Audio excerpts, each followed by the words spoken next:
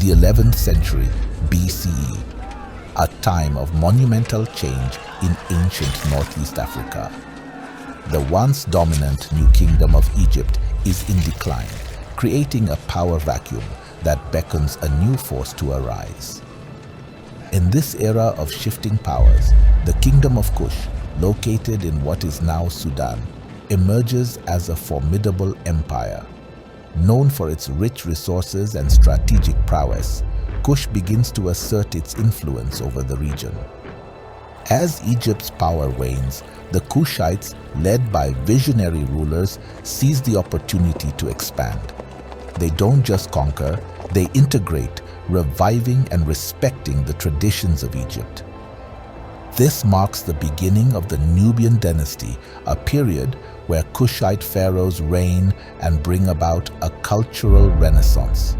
Yet, their story, often overshadowed by the narratives of Egypt and Rome, remains a less explored chapter in ancient history.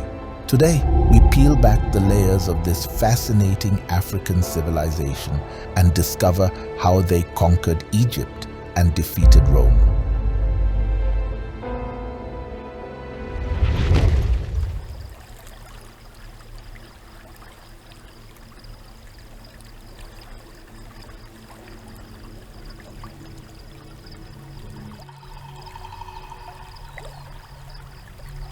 Around 1070 BCE, in the shadows of the age-old Nile, where the river's life-giving waters caressed the golden sands, the dawn of the Kushite Empire began. This was a time of change, a time when the power of the new kingdom of Egypt was waning, and from the south, a new force was emerging. The land of Kush, rich in gold and iron, had long flourished under the generosity of the Nile. Its people, skilled in the art of war and trade, watched as their northern neighbors weakened. It was during this pivotal moment that King Kashta, a ruler of vision and ambition, ascended to the throne of Kush. Under his reign, Kush witnessed a renaissance of innovation and power. Kashta, with a keen eye for progress, oversaw the creation of remarkable inventions such as false teeth, iron scissors, saws, and the introduction of metal locks and keys, transforming daily life in Kush. He even established the first drugstore, a testament to the kingdom's advancing knowledge in health and medicine. Kashta gazed upon the turmoil in Egypt with the eyes of an eagle. He saw opportunity where others saw chaos. With the might of his warriors and the wealth of his mines, he began the expansion of his kingdom.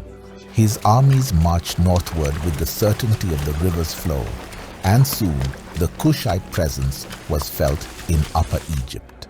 By establishing Napata as the capital, he not only solidified his rule, but also laid the groundwork for his successor, King Pi, to further extend their influence, eventually leading to the full conquest of Egypt.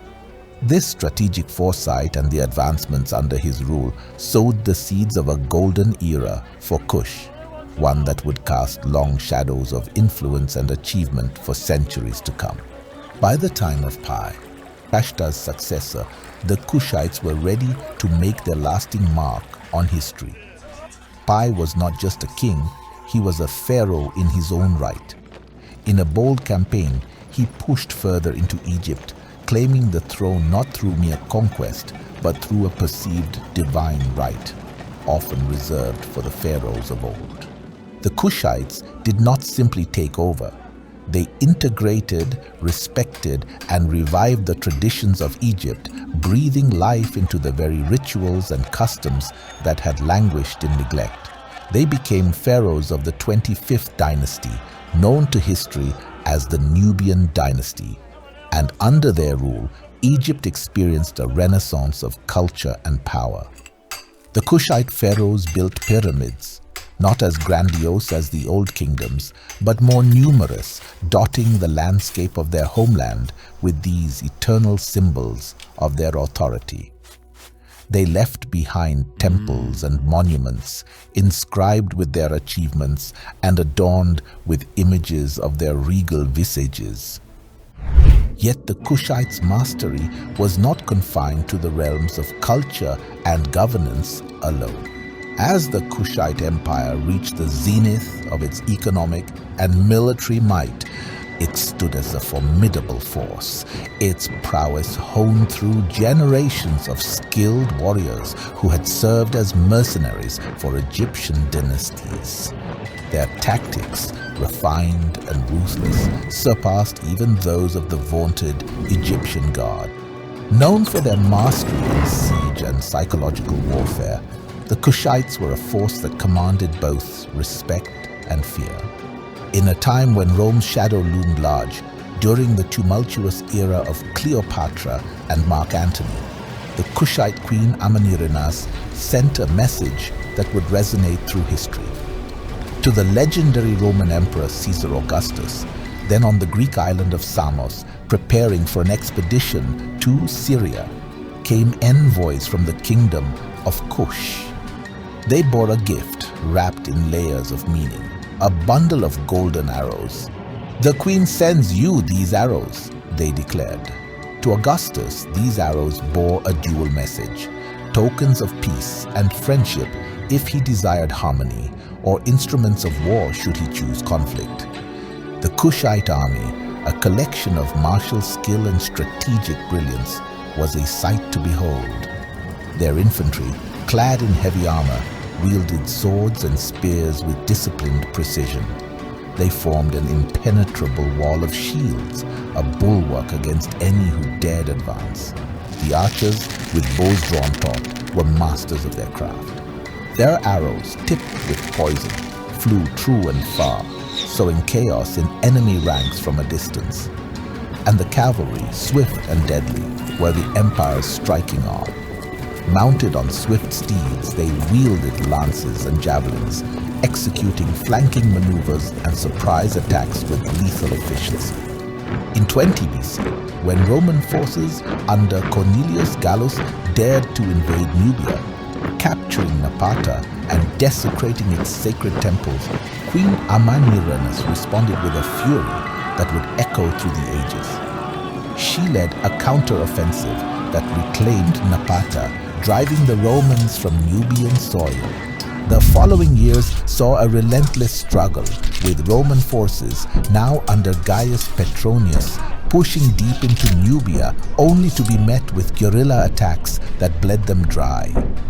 In 16 BC, under Queen Amanirenas' indomitable command, the Kushites struck a decisive blow at the Battle of Naka. It was here that they captured the bronze head statue of Emperor Augustus, a symbol of Roman authority, turning it into a symbol of Kushite defiance. They spirited it away to be buried beneath a temple in their homeland. This act of audacity marked a turning point, leading to a peace treaty between 15 and 10 BC, where both empires acknowledged each other's sovereignty.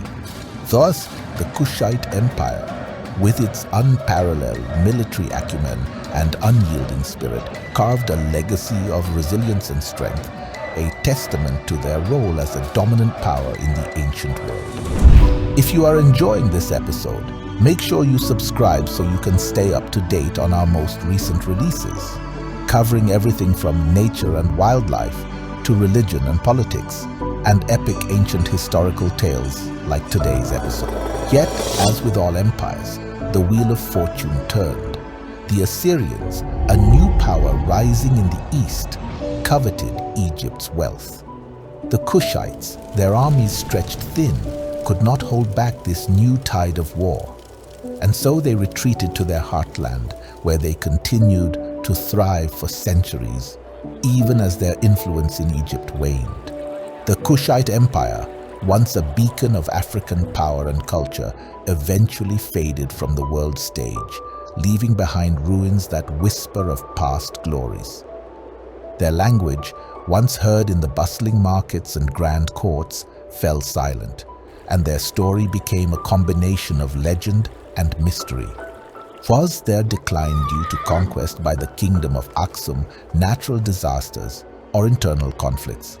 While the exact reasons remain unknown, ongoing excavations and research are bringing us closer to solving this mystery.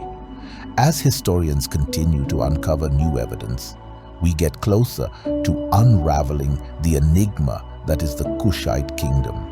Through modern technology and scholarly efforts, we are beginning to understand the last chapters of this remarkable civilization that once rivaled the greatest empires of the ancient world. And so, the Kushite Empire, with its pyramids standing as sentinels against the test of time, waits for its chapters to be fully revealed, for its place in the annals of history to be rightfully acknowledged. It is a story of resilience, of a kingdom that rose from the shadows of the Nile to become a light unto civilizations.